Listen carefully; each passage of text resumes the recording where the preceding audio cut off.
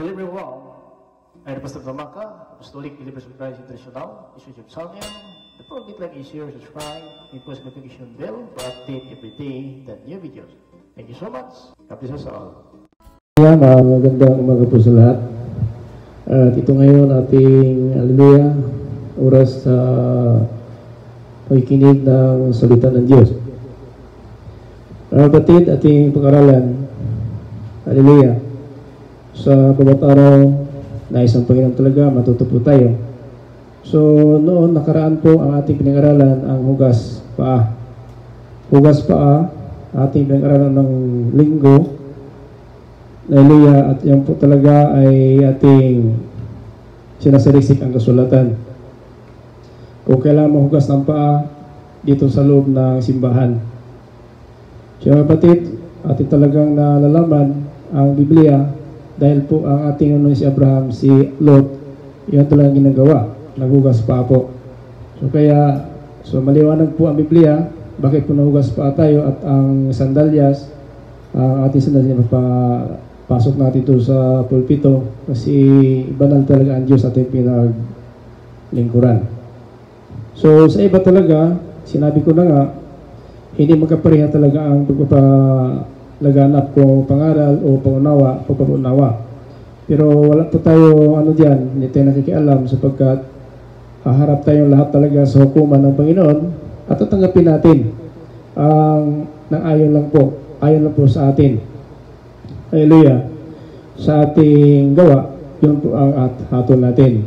Now, bakit kailangan natin mga kapatid na kailangan natin ang pagiging banal? Kasi banal po ang Diyos. At ang pagiging banal, kasama po pahugas ng paa, kasama po yan sa paglilingkod. Kasi sa panahon po ni Josue, na sabi ng anghel, hubarin mo ang iyong sandalyas dahil po itong tinatayuan mo banal na dako. So kapag humarap tayo sa Panginoon, ipinagbanal po natin, no? Ginawa nating banal ang dako pag nandiyan ang Panginoon. So yun po ang ating stand na believers of Christ.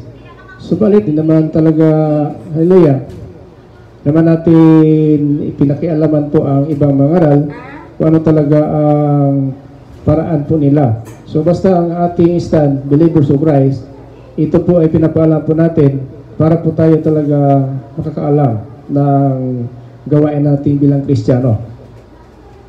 Now kasi ang sabi ng Biblia sa Hebreo 12:14 na pagsikapan natin mamuhay na may mabuting relasyon sa lahat ng tao.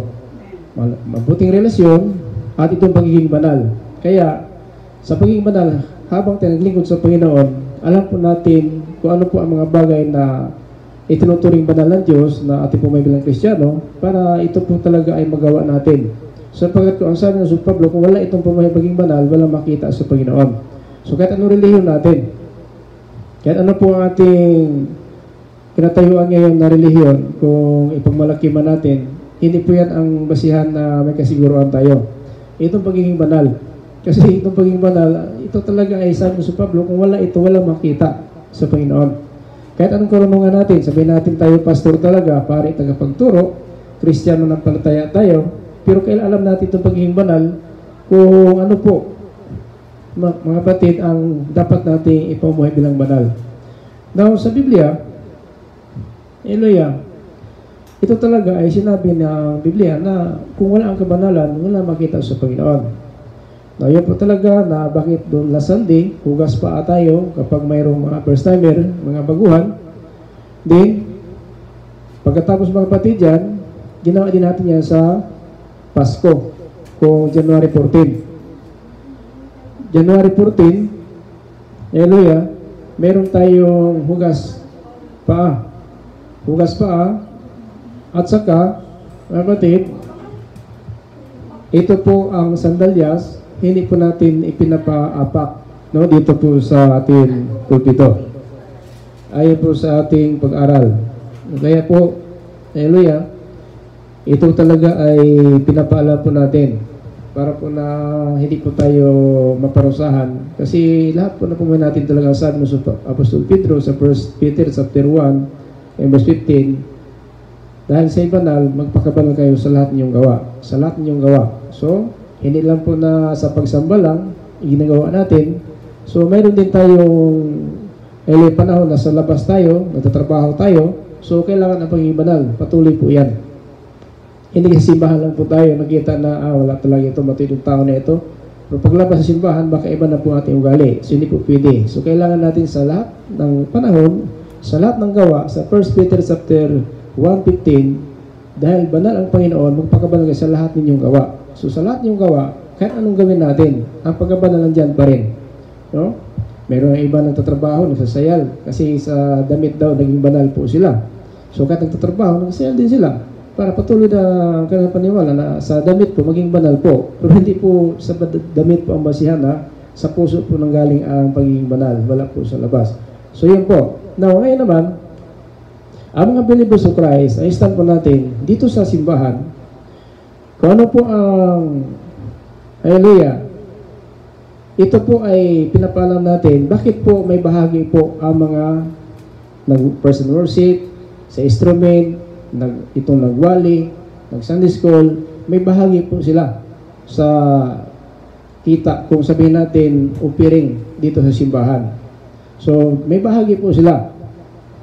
Sa tithe, sa offering, bakit po may bahagi ang mga, sabihin natin, magsasamba? Now, kapag sa drum ka, naka-assign, sa keyboard ka, sa guitar ka, kung ikaw ang mag-Sunday school, ikaw ang magwali, so, automatic, may kabahagi po sila. No? Din sa lahat ng magsasamba, dito naman yan sila sa pagkain. No? Sa, hindi po na, sabihin natin, nagpagamit dito sa gawain, nagsimba lang, palataya lang, so benefit din sila sa mga income natin sa simbahan. Ito po pagkain natin. No? Pagkain natin sa bawat tanghali, pagkatapos ng samba, may pagkain. So yung pagkain na yan, galing po yan sa Panginoon. Hindi po yan galing sa, sabihin natin kay pastor, hindi po. Kami po, ginawa lang ng Panginoon na may, sabihin natin, instrument para sa simbahan, may makain. Example natin, mayroon pong mga bisita natin na alam natin ngayon, marami. So, may handa po tayo para sa kanila. Kung ilang tao ang bisita natin, ang batit yan sa simbahan talaga. So, wala po, mayroon pong mga, may magandahang loob din na nagdala po sila ng, sabihin natin, pangkusang loob, okay din yun. Mas maganda din para makakatulong din sa mga dito pa rin sa gawain. Kasi hindi naman din nila para sa birthday. Diba? Kung ikaw punta sa simbahan, magdala ka na gusto mong magluto. So, hindi naman para po sa labas, para po sa mga anak ng Diyos. So, yung income natin dito, bakit pagkatapos sa offering natin, automatic ang 30%, ibahagi na natin yan sa magwawali at saka sa discall. Ang 30%, diretso yan sa mga drum set, guitar, bass, no? Worshiping. So, ang 30% sa pastor yan at saka sa nagwawali. Automatic yan. Hatik agad. Then, ang 30, hatik agad nila din sa drum set, worshiping, at saka sa guitar, keyboard. Sa 30. Ang 40 dyan, maiwan po yan sa ating treasurer. Para po yan sa kurente at saka pagkain. So, ang tithes natin, overall po yan. Lahat po pangailangan sa simbahan. Kung kulang po ang ating pundo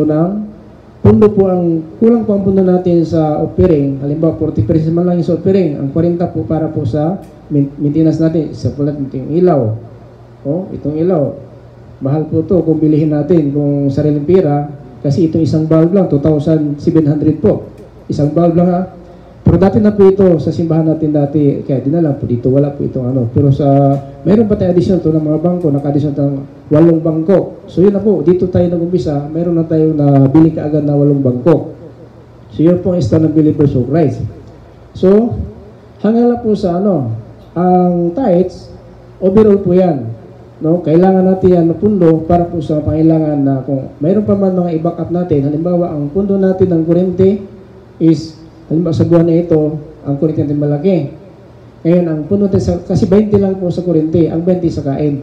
So, yung 40 sa treasurer, 20 sa kurente, 20 sa pagkain. Ngayon, bago pa tayo naka-abisa dito. So, kunti pa lang puno natin. Pero sa test, meron na po tayo. So, back up ang test. Overall po yan. So, every month, audit po natin yung ilan ng pira na exist natin para po sa sunod naman na buwan, kung may pangailangan. So, yung pong open natin para po sa membro, kung may mga apigi talaga wala mapuntahan, pinimahiram yung pera na yan. Pero walang tubo po yan. Ibalik lang po yan every month din ibalik din yun. Yun po stand natin sa believers of Christ. So bakit may bahagi dito? Kasi dito sa Nehemias, no? Nehemias chapter 12:47, na sa panahon po ni Nehemias na naalipin na po ang Israel sa Babylonia, pagbalik nila sa Jerusalem, nang tinayo nila po ulit ang Jerusalem, ito na po ang batas na yung lahat po ng mga kasangkapan kung kaanib na iglesia, so may bahagi sila. Kasi nag-uwian po yung mga tao, yung mga ginagamit ni David, na ito po ay mga awit, mga instrument, nagsiuwian po sila sa Jerusalem kasi wala na silang bahagi. So iniwanan po nila ang simbahan kasi wala na po silang bahagi. Now, si Nehemias, isang propeta ng Diyos, binalik niya ito. Sabi niya, bakit ginawa po yan? Samantala, ang para sa Panginoon. Kasi ang Malakias 3:10, yun talagang ginasabi ng Panginoon, dahil ninyo ang alay at ikapo ko 10 bahagi upang may makain sa aking bahay. So sa po ni Nehemias, ito talaga ay nagtatalo po sila. Bakit daw na nagsiuwian yung mga taga-gitar, taga-drum set, kung mga taga-tugtog, pati mag-awit. Nagsiuwian po sila sa Jerusalem, wala na pong naiwan sa simbahan. So bakit? Kasi wala na silang bahagi. Sure po, nagalit si Nehemias sa isang pare. So sabi ni Nehemias, kailangan ibalik yung batas. So yun nga, ito na po. Mabasa natin ito sa Nehemias chapter 12:47. No? Ito mga batid na ang batas, bakit tayo mga believers, ganito po ang stand natin. Bakit po na mayroon pong ganyan na pagkatapos ng pagsamba, kaagad natin binigyan po. No? Binigyan natin kaagad yung mga lingkod kung naglilingkod sa Panginoon para po na mayroon silang bahagi. Kasi yun talaga ang sinabi ng Biblia.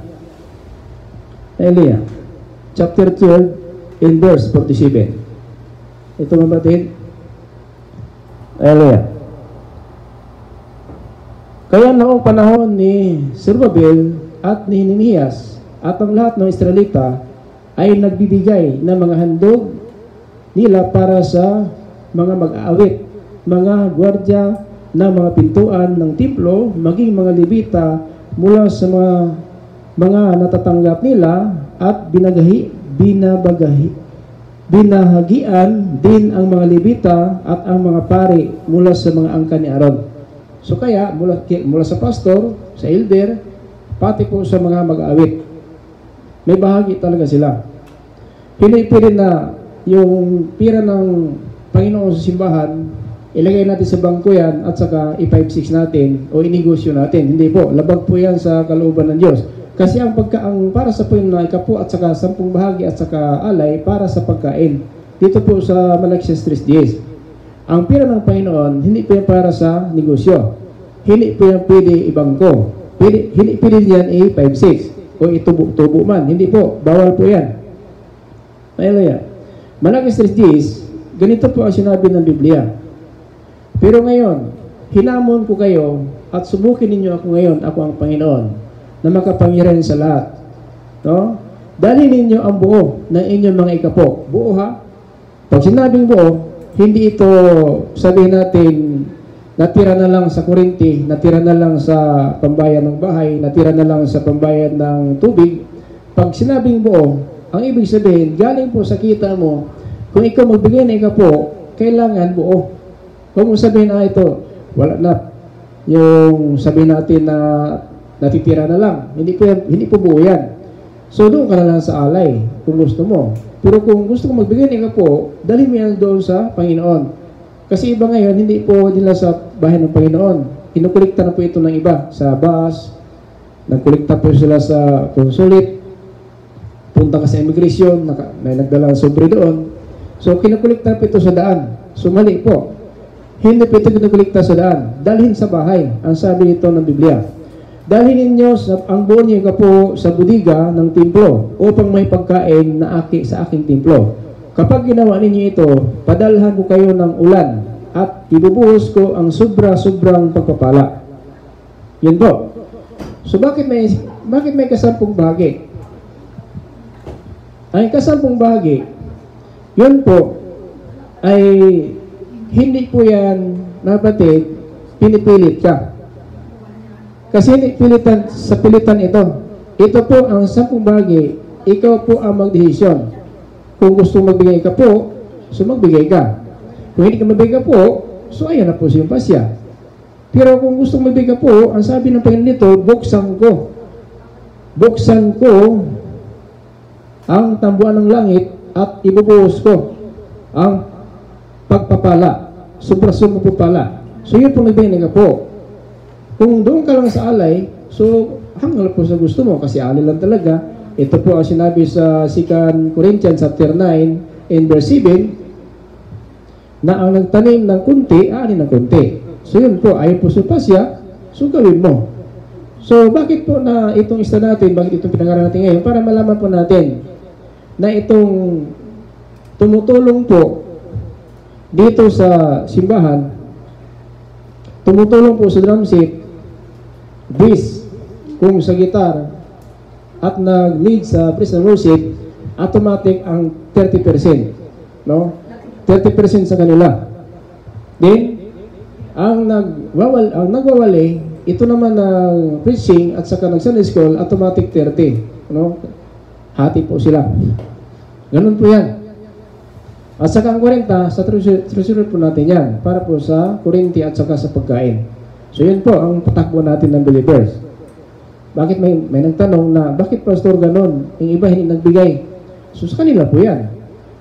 Hindi po tayo nakialam kung ganun ang pamalakan nila. Kasi minsan talaga ang relihiyong ginagamit upang magkapira. Kasi yun po sinabi ni Apostol Pablo, no? Na ang relihiyon din, mga kapatid, ginagamit din ito, Elia, na akala nila sila magkapira. Elia, hindi kontento po sila na totoo na sabi ni Apostol Pablo dito sa 1 Timothy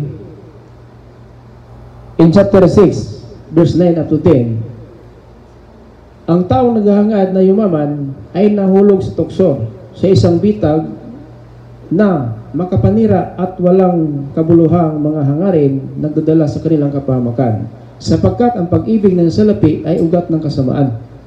So kapag kahit pastor ka, kahit ikaw may reliyon ka, kung sabihin natin Christian ka, pero kung talagang masisilo ka ng pira, maging masama tayo sa Panginoon. Sapagkat yung para sa ating kapwa, minsan po sinusulo na po ng pastor.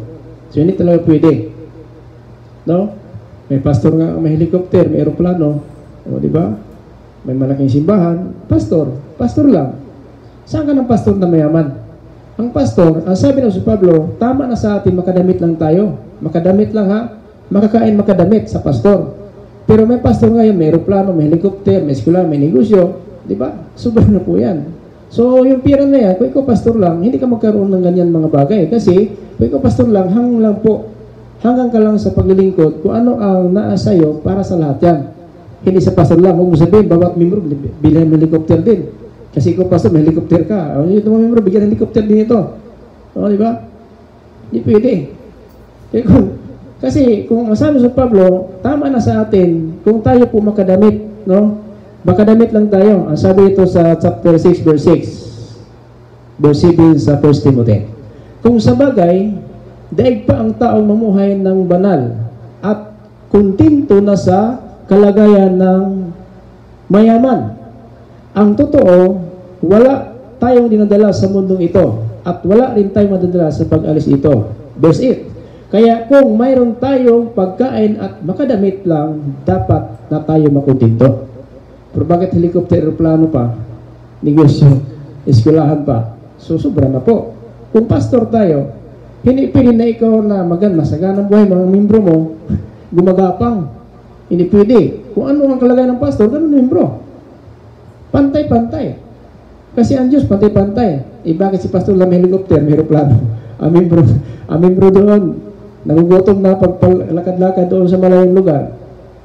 Di ba ganun? So, hindi talaga pwede yun. So, alam natin ito tayo, binigyan tayo ng Diyos ng pagkataon na tayo maging pastor para alam natin paano natin ipamalakad ang pamuhay pastor. Kasi kung ang pastor hanggang ng pera, sabi ng si Pablo sa 9 up to 10 sa 1 Timothy chapter 6, ang mga taong nangangad yumaman ay nahulog sa tukso sa isang bitag na makakasira at walang kabuluhang hangarin, nagdadala sa kanila sa kapamakan. Verse 10, sapagkat ang pag-ibig sa salapi, ugat ng kasamaan. Ang sobrang paghangad na yumaman at maging mayaman ay nagtulak sa iba sa pagtalikod sa pananampalataya. Kaya nagtaka tayo, Pastor, Christian, pero bakit ganon? Malayo pa, kulikta na. O, buwan na ngayon, mag-limit na kayo. Ganun pa? Ganun ba ang paglingkod sa Panginoon? Hindi siguro ganyan. Kasi ang ano lang ang dito sa bahay ng Panginoon, yun lang po. Tayo nga mga believers, yung lisensya sa pastor natin, tag 2 years, walang 2 years expiration, walang bayad. Oh, yung mga pastor ngayon na bawat pastor 2 years ang license bigay ko, walang bayad, kahit piso. Bakit? Ministry, kasama ministry yan. Kasi itong pira ng Panginoon sa simbahan, sobra pa yung pambayad kung pag-laminate lang ng ID. Pinalaminate. Si tinta lang ang laminate. Pastor John, Pastor, magkano yung Pastor? Laminate siya sa ID. Si tinta lang, Pastor? Si tinta lang, sige. Ano mo na yan? Higay sa mga pastor. Walang bayad. Kasi walang bayad ang ating pag-serve. Kung pang-laminate lang, sobra-sobra pa. Oo, sobra-sobra pa. Parang sa Panginoon niya. Kaya ang maglingkod sa pastor. Mayroong pastor nga na hindi nakarenyo, hindi nakabayad, hindi nakarenyo. Ako nga, naranasan ko din yun. Walang pera, hindi na-release ng lisensya ko. So, hindi pala talaga ganyan sana ang pamalakad. Pero, hayaan natin sila sapagkat sa kanila po yan. Wala po tayo binabanggit dito. Pero, ang bato-bato sa langit, matamaan, wag magalit. Dahil po, ang paglingkod sa Panginoon, hindi po ito pangkaraniwang lang. Si pastor ng bahala, kasi pastor siya. Hindi, kahit pastor ka, sumusunod tayo ng batas ng Diyos. Hindi kay pastor, ang batas sumusunod. Pwede. Si pastor kasi, sabi niya ito, 500, 1,000. Ngayon, pati na asawa may insurance, 500, 500. Bakit kasama ng asawa may insurance? Hindi po yun. Kung ano ang nasa Biblia lang po. Wala po tayong sobra-sobra pa. Kasi delikado po. May hatol po tayo. Tayo mga pastor, mas mabigat ang parusa natin. Kasi natuturo tayo. Kung natuturo tayong mali, patay. Walang dagdag, walang bawas. Kaya sa Biblia lang po, kung itong ginawa natin, itong mga... Kaya nga, kada linggo, iba-iba ang worshiper natin. I-ano po natin ito, i-routing natin. Si Terpulay, ikaw, gusto ko mag-worship. Kasama ka sa bahagi. Kahit sino mag-worship, mag-drum set, mag-keyboard, mag-guitar, 30 sila, automatic. So wala tayo na, si pastor lang naman, lahat makikinabang. Hindi si pastor makikinabang. Totoo nga nakikinabang tayo. Pero, pareha ang ating pagtingin ng kapwa natin. Hindi po tayo na si pastor lang. Kasi iba kasi, pag nagbigay, si pastor lang mayaman. Di ba? Di ba kadalasan po yun, mga sinasabi, si pastor lang mayaman dyan. Kaya nagbigay sila ng alay kung ikaw po, naglawang isip sila. Kasi si pastor binigyan nila. Pero kung ang Diyos binigyan mo, yung ikapo mo, ang sabi ng Biblia, buksan ko ang tambuanan sa langit at bigyan ko yung pagpala, walang malagyan. Di ba? Pero ang problema, pag lagay dito, si pastor lang dito ang walang babalik. Wala. Si pastor kasi bigyan, hindi ang Panginoon, pero sa Diyos ka magbigay, gagawin ng Diyos ang kanyang sinasabi, buksan ko ang tambuanan ng langit at ibubuhos ko ang pagpapala, walang kalalagyan. Pastor, nabigyan na po ng pastor. Wala pa rin pastor, pagpapala. Bakit? Si pastor ang binigyan, hindi ang Panginoon. Diba? Pero kung nagbigay ka dito sa kusang loob mo sa Panginoon, sigurado, makatanggap ka ng ating pala. Kasi Diyos ang binigyan mo. Pero magbigay ka dito, sabihin dito, marami ng bilis pastor, mag-denies na gulin na ito. Walang mabalik sa iyo. Wala. Kaya huwag ka magbigay dito kung para sa tao. Kasi kung para sa tao lang bigay mo, para kay pastor lang yan, walang babalik. Wala. Pero Lord, ito bigay ko Lord, ayon po sa iyong salita. Hindi, alam mo, may papunta sa iyong pagpapala. Pero pastor kasi, marami ng pira si pastor, may sasakyan na si pastor, kahit isang milyon man lagay mo dyan, walang babalik sa iyo. Si pastor ang binigyan, hindi ang Diyos. Pero ang Diyos ang bigyan mo, Lord, ito lang talagang maabot ko, Lord. Alam ng Diyos siya ang binigyan mo, hindi si pastor. Paano balikan ka ni pastor? Mabuti naman kung pakainin ka ni bigyan pastor sa sakong bugas. Isang sakong bigas ito. Buti lang bigyan isang sakong bigas. Tulad sa atin, may ano tayo, may rasyon tayo ng mga pastor isang sakong bigas. Pero lahat ba? Ganon? Hindi siguro lahat. Kaya ganon po. Kaya sabi ko sa mga kasama mo natin, ako, sa mga pastor, basta mayroon ako, mayroon kayo. Kung wala ako, wala din kayo. Kung mayroon ako, mayroon kayo. Kung anong maabot ko dito, maabot din sa inyo. Kaya, minsan, kalating sako lang. O pastor, kalating sako lang. Isang sako kayo. O, ganun lang po. Pero yung sabi na, sa akin galing, hindi po. Kung anong bigay ng Diyos, makakatanggap din sila. Hindi ako lang, hindi po. Ako nga nagbigay din. Oh. So, ganun po ang ministry. Ganun po ating pamalakan ni Stand of Believers of Christ. Kailangan alam natin ito. Na bakit tayo may bahagi? Pagkatapos mo simba, bahagi ka agad. O, ikaw sa kalibo. Ikaw sa kalibo. Makabili ka na ng kape. O, diba? Kung maraming mga tao na magbigyan ng kusang loob, marami din sa inyo. Kung kunti lang din. Kung ano nga sa'yo, gano'n din sa akin. Di ba, ate? Pre, 1,000 to. Wala problema. Kasi, hindi ako nahawak ng pira. Ayun, nahawak ng pira. Hindi, wala ka mama ka. Masabi sa akin, itong pastor, isang lapad. Yun, hindi. Kasi may naghawak ng pira. Wala sa akin ang pira. So, anong nasa akin? Akin yun. Ganoon po. So, yun po isa natin ng Believers of Christ. Now, sa kanila, kung ano po, basta ipinaalam ko lang natin. Ito biblical po talaga. Ito po sa Nehemias. No? Sa 46, Hallelujah. Balik tayo sa Nehemias. Chapter 12, verse 46. Hallelujah. Ito kasi para Nehemias, na siya propeta ng Diyos, na ito po sila ay naalipin ng Babylonia. 70 taon, si Daniel, si Zacarias, si Nehemias, na alipin sila ni Hari Nebuchadnezzar sa Babylonia. Na nakalabas sila, si Nehemias, hasta si Zacarias, sila po ang tayo ng Jerusalem, bago. So, tinanabalik kasi, sinunog po ni Nebuchadnezzar ang Jerusalem, so tinanay niya ulit. At ito na po ang batas, na may bahagi na po. Hallelujah. Ito, pakinggan natin. 44 hanggang po sa 47. At ng mga araw din yaon, naglagay sila ng mga lalaki sa pamamahala ng mga budiga na pinalalagyan ng mga kaloob ng unang mga ani at ikapo. Sila ang mga mangungulikta sa mga handog mula sa mga sakahan at paligid ng bayan para sa mga pari at mga Levita ayon sa kautusan, sapagkat natutuwa ang mga mamayan ng Hudiya sa mga gawain ng mga pari ng mga Levita. So nasayahan po sila sapagkat may naglilingkod na po. Kasi naalipin po sila ng 70 years sa Babylonia.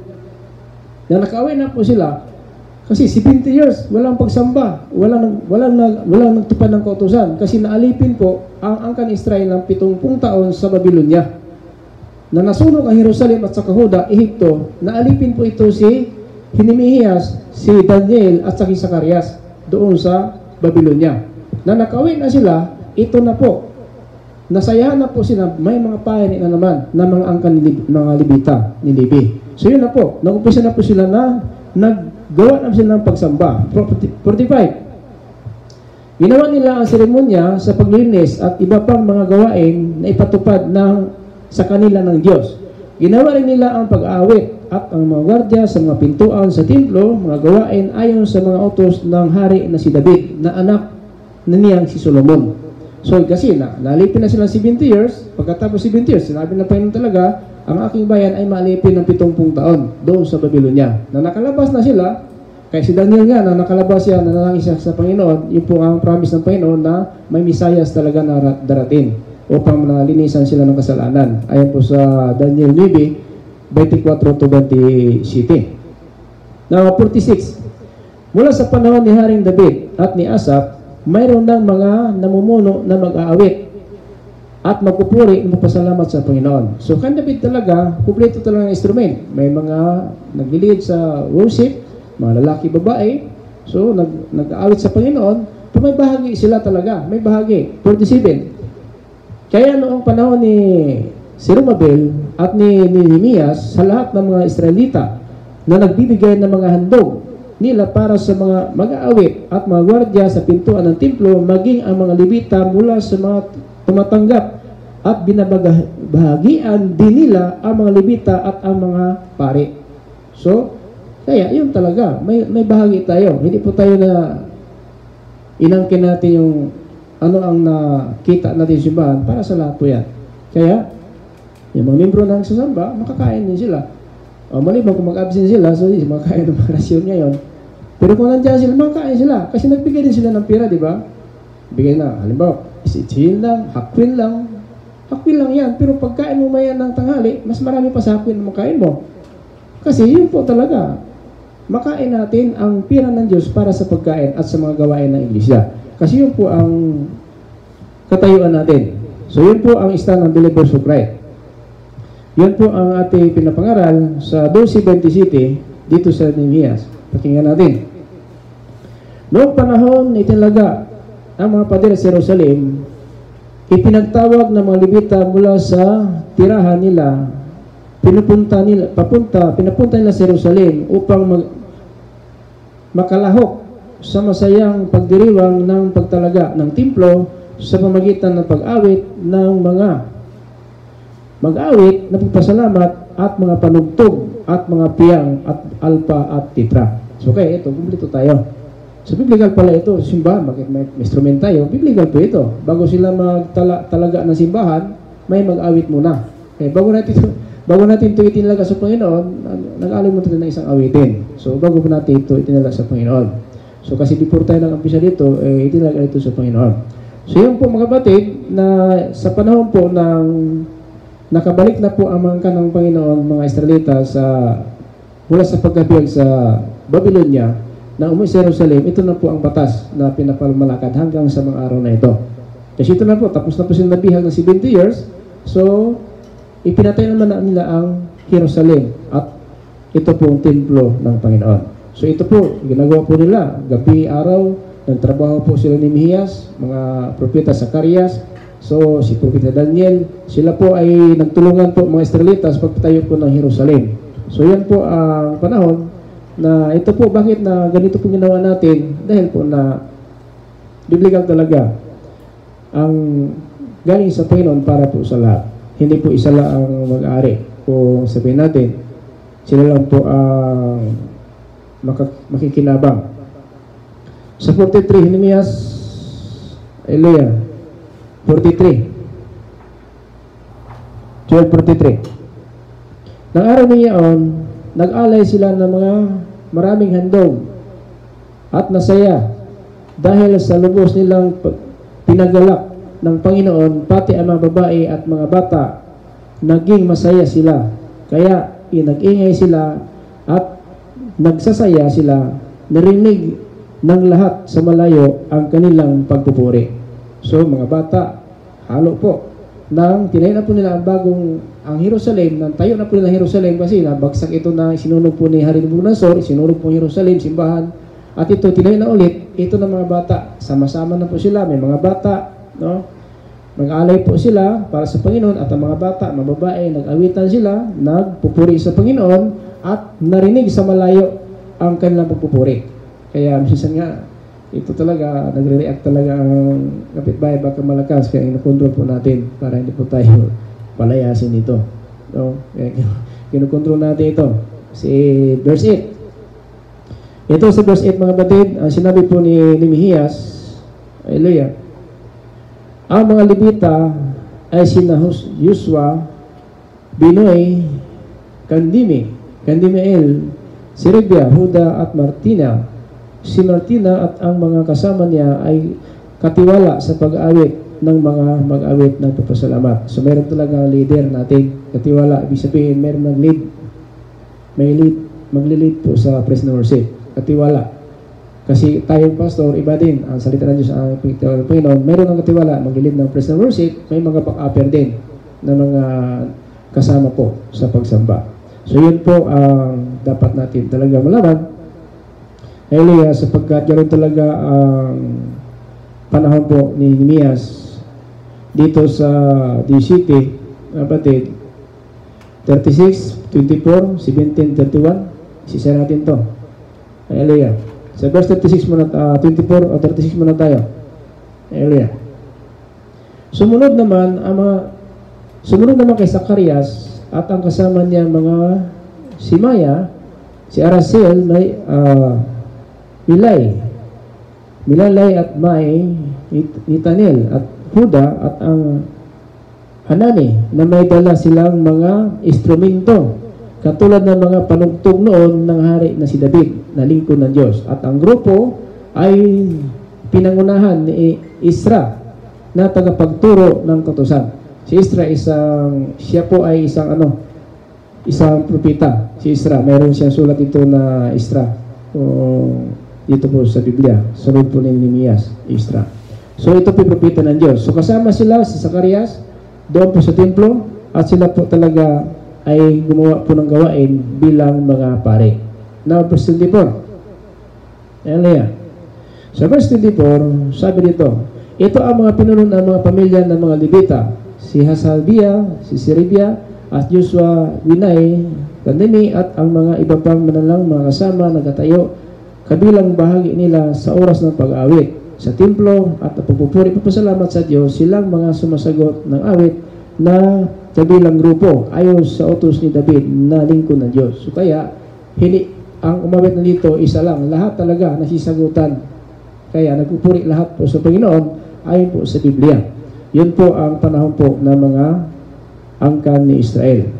So ito mga kapatid, na pinuno po ng Elia sa 11 verse 17, ganito po ang sinabi, si Matania at sa anak ni Mika, si Mika ay anak ni Zabdi, at si Zabdi ay anak ni Asap.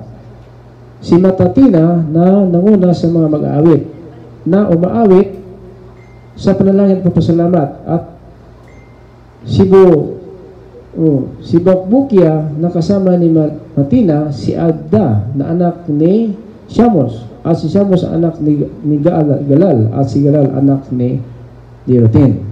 So ito po talaga, mayroon pong sit-up po na mag-awit. Kaya sa pa lang ito, Friday pa, o sa pagkatapos sa pagsamba, nakasit na po sila po ang mag-worship sa susunod na linggo. So sinisit up talaga ito, mga mag-awit para po sa Panginoon. So mayroon po talagang batas, no? Sa Biblia po, na ito po sinusunod po natin para po tayo talaga ay gagawa nito ayon po sa pagsunod ng batas ng Panginoon. So yun po So maliwanag po na ang ating ginagawa sa simbahan, biblical pa lang, na mayroon mga mag-awit, mayroon po mga pangulo, po leader, no? Mag-lead sa person worship, at yan talaga, at may nagsumasagot sa likuran at sa harapan. Ito po ay nagtulungan sa pagpupuri sa Panginoon.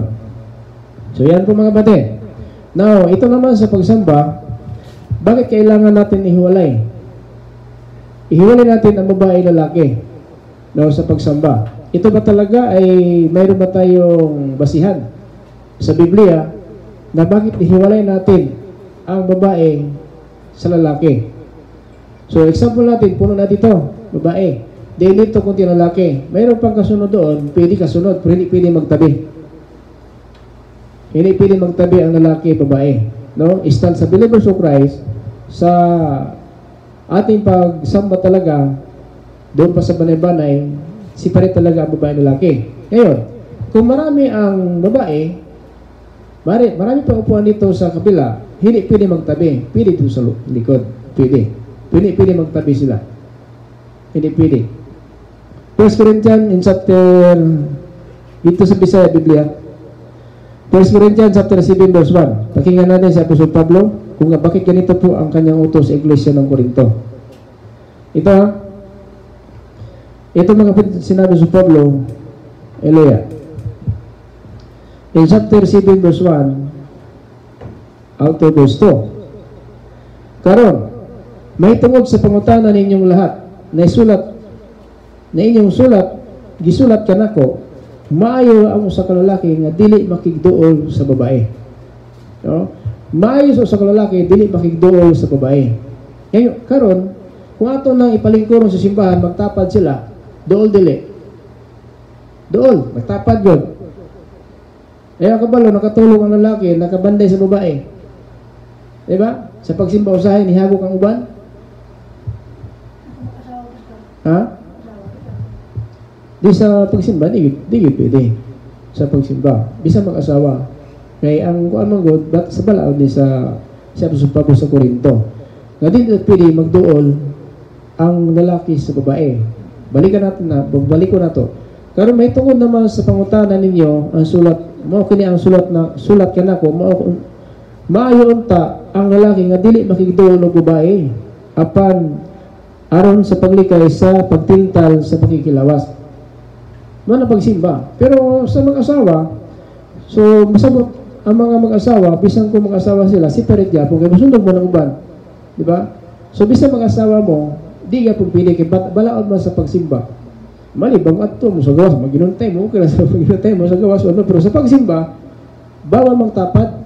Ano man, kung ang lalaki katulgo na, babae sa tapad. Siyempre, kung magana, muhirig ba na? Huwag mo rito sa bagas babae. Di ba? So, law ay tanawon mo na, himo na ito ng balaod. So, pero what tamingon nga, nahilan mo ito sa uban ha, sa atong isa sa believers, di na gusto na sa pagsimba, magtapat ng babae lalaki. Pwede dito kasunod. Basta lalaki tanan. Bahala baba, wala ni bangko ha. Asap po natin, puno na ni bangko. Napa may babae. Unya diri gamay lalaki. No? Kasi karang lalaki, mga kapoy, gamay ng trabaho. Eh, naibakan din dire. Pwede sila mo insert dito, pero dito lang, dili pwede mo tapad. So kung wala na yung bangko, di pwede sa mo tapad. Bawal yun. Mangitag laing pisto para di na makatapat lalaki. Malibot sa Pablo sa Corinto. Para malikayan daw ang pakikilawas. Ano man, di ba sa pagsimba usay way balaod, bisa nakasiort, nakapaldag mubo, kunya ang ilang sinina, halos makita ang katunga sobra. Di ba na pwede tapad din ng lalaki? Di ba na pwede sa atong balaod na, sa ato ang pagsimba? Di na. So bambara na sila, kung muna nilang gusto, matilabot niya. So kinalan, respeto na to. Sa pagsimba, kinalan, di ba nindot ng po kung separate ng babae lalaki? Kaya isip suling kong dirid, may tungod sa inyong sulat ka na ko, maayong unta, ang usa ka lalaki, di makigdool sa usa ka babae. Dool ba? Muna, kung magsimba ta, kung dool ang isimutan dire, kung magsimba, kung magtapat ang lalaki, babae, dool yun na. So, para pa sa maapot, tapad good mo. Di ba? Nya kay ang mata, saan, may nungdan sa, ang makasala ang tao sa mata, nya, pagtanaw ni mo kay, bubo mo kay palda. Di ba, di na pwede. Bahala kung dito sa likod, ay ikaw na dito, kung say, kung ano mo dito, ginoon na kita sa imo. Basta sa pagtapat, bawal. Muna atong stand. So, muna may gusto na itong itunan. Aron niya, may balutaw sa pagpadagan sa simbahan. Sa uban kung wala sila balawdan, wala labot. May labot. Eh, kung pagkutanan sila, basaw na ito eh. Basaw na ito eh. Kaya para, di sila may basta mabasa ba? O basa, iyon si Pablo, karon may tungod sa pangutanan ninyo, sa inyong sulat kanako, maayo sa usa ka lalaki nga dili makigduol sa babae. Sa verse 2, aron sa paglikay sa pakighilawas, sa pagtintal sa pakighilawas. O, di ba? Di man na pwede yun. Ano balaw na ito? Muna importante. Importante na. Dili na ito may suon lahion. No? Dili na ito lahion ang atong pagpadagan. So muna, atong linggi tudlo, kaya sa school man eh. Atong linggi tudlo, kung mo yun mo, maayo, hindi. Kamar po. Di man eh. Di man ingon nga pinugusan na yun eh. Ato namin linggi pa open atong balaod sa believers kung iyan na ba di ay pagsimba. So nga na, yun. So kung di mo musugutan na, o di ka mo. Kung di mo musugutan, may labot. May labot. Amo man yung balaod. O na, tumanan na ito na. Yan, bakit? So mo na ang balaod. So naara sa ilaha. Kung di sila mo tuman, basta ang Biblia nag-ingon dire para sundulong sa uban. Diba? O sila, pala kayo, mag-asawa, kapulang sila. O.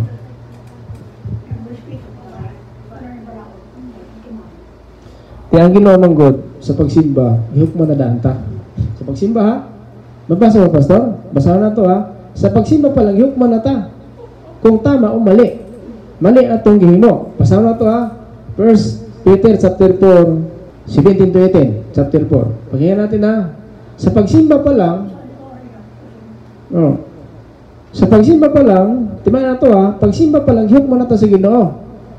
Mabita ang pagsimba na ibalaod. Yan naman, sa pagsimba pa lang, hiyok mo na ta sa Ginoo. Muna kung ang pagsimba, hiyok man na ta, kung mali atong gihimo sa panahon sa pagsimba, hiyok man ta. Yan, hukman ka kasilo, okay lang. Hindi naman siguro pwede. Unang Pedro 4:17. Paminaw na to ni. Pakinggan natin. Dumating ang panahon, magsimula na ang hatol ng Diyos sa mga anak niya. Kung magpasimula na ito sa atin, ano kaya ang sasapitin ng mga hindi sumusunod magandang balita at ng salita ng Diyos? Sa Bisaya, Biblia, at ito sa Bisaya, para masabtag yun na to. Sa Tagalog mo, lahi ang pagpasa, Tagalog, lahi ang pag-translate. At ito sa unang Pedro, Kapitulo 4:17, sa Bisaya, Biblia. Klaro diri ha? 4:17. Iyon dire. Kay panahon na, bagasugdan na ang pagtuman sa hukom diha sa balay sa Diyos. Kapag Bisaya ha? Panahon na, pagasugdan na ang hukom diha sa balay sa Diyos. Nagsimba ta, hukman ta. Nga naman, may pagsimba magod nga, may respeto.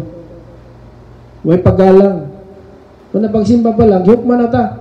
Napay mga sinilas, itala di sa pulpito. Balaan na dako ni kay nga naman, na diri ang Ginoo. O niya, mabitaw, pagsimba pa lang, yun sa Pedro ha, kay panahon na pagasugda na ang paghukom diha sa balay sa Diyos. O saan mo ni balay sa Diyos? Mo ni ang simbahan. Ina balay alampuanan. Mateo 21:13. Kay akong balay alampuanan, simbahan balay alampuanan. Ingon diri, pagasugda na ang paghukom diha sa balay sa Dios. Ingon diri ha. Og kon magsugod kanato unsa kahay dangatan sa mga tawo wala magatuman. May dangat na Ginoo magtuman. So delikado pagsimba pa lang hukman na ta. Kay pagkamatay nato, dalo naman nato ni hukom. Sa pagsimba pa lang, stricto. Di pwede nga, okay lang pastor, worship lang. Di pwede na. Kung nga anak pa, may hukom sa pagsimba. Na may hukom din eh. Panahon na, sugdan ang paghukom diya sa balay sa Diyos. Nga naman, sa pagsimba pa lang, kabalon ang Ginoo sa atong pagsimba kung nagsunod tagbalaod. Kung naman tagisunod namin, naibalaod sa pagsimba na, oy. Paano nagsimba sa Diyosan? O yun ang ginawa na? Dili. Diyosan mo na. Hindi yan. Kana pala magsimba, hukman na, katong nagasimba sa Diyosan, impyerno na, tinoon na, mabasa-basa, mabasa. Tanan nagasimba na sa Diyosan, impyerno. Yan, sugot ka, itong impyerno.